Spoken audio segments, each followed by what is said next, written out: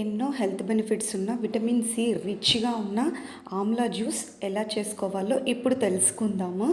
ముందుగా 5 లేదా 6 ఆమ్లా తీసుకొని వాటిని శుభ్రంగా కడిగేసి వాటిని ముక్కలుగా కట్ చేసుకోవాలి. చిన్న చిన్నగా ముక్కలుగా కట్ చేసుకోవాలి. ఆమ్లా హార్డ్గా ఉంటుంది కాబట్టి కొంచెం టఫ్గా ఉంటుంది. ఇలా చిన్న ముక్కలుగా కట్ చేసుకున్న తర్వాత ఒక మిక్సీ జార్ తీసుకొని అందులోకి మనం కట్ చేసుకున్న ఆమ్లా ముక్కలు మరియు అల్లం మరియు కొత్తిమీర, దాంతోపాటుగా నిమ్మరసం పిండుకోవాలి.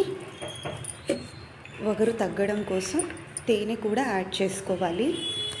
తేనె నిమ్మరసం వేయడం వల్ల మనకి వగరు చేదు కొంచెం తగ్గుతాయన్నమాట. తర్వాత దానికి లిడ్ పెట్టేసి మిక్సీ జార్లో గ్రైండ్ చేసుకోవాలి. ఇలా పలుకులుగా వచ్చాక వాటర్ యాడ్ చేసి మళ్ళీ గ్రైండ్ చేసుకోవాలి. ఇలా లిక్విడ్గా జ్యూస్ లాగా వచ్చినప్పుడు ఒక బౌల్ తీసుకొని దాని మీద క్లాత్ వేసుకొని అందులో జ్యూస్ వేసేసుకొని ఫిల్టర్ చేసుకోవాలి.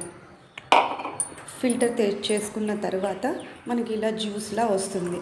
దాన్ని గ్లాస్లో కానీ గ్లాస్ జార్లో కానీ వేసుకొని త్రాగవచ్చు. ఇమ్యూనిటీ బూస్ట్ అవ్వడానికి బెస్ట్ హెల్త్ టిప్ ఏంటంటే ఈ ఆమ్లా జ్యూస్. జలుబు ఉన్నప్పుడు కూడా ఈ జ్యూస్ తాగితే మనకి వెంటనే తగ్గుతుంది.